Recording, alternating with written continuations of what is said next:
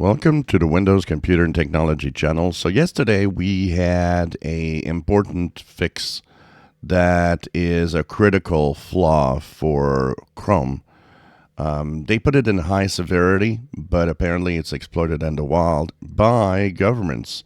It seems to be a state kind of a state flaw exploited by Russia and other important actors to get into PCs and to devices. And so, of course, a little later yesterday, there was also an update for Edge that appeared. And so I was wondering exactly what it could be. It took a long time for the blog post to be updated. Now it turns out that this Chrome or Chromium flaw is so important to fix that they pushed the same update to Edge in the same day that they pushed the update to Chrome, which means if you have a Chromium browser, you might want to check, make sure that it updates, because it seems this is a flaw that's relatively easy to exploit and opens the PC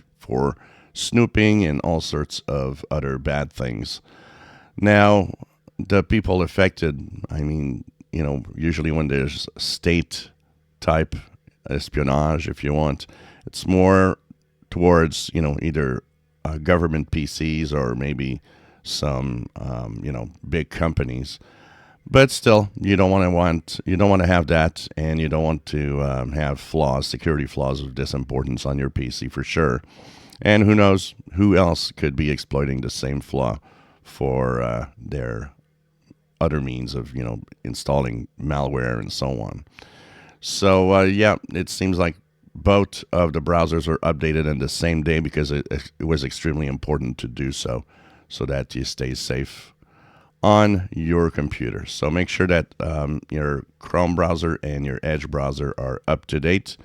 If you look at your Chrome browser, 3 vertical dots, help, and about Chrome, you are at the 134.0.6998.177 or 178.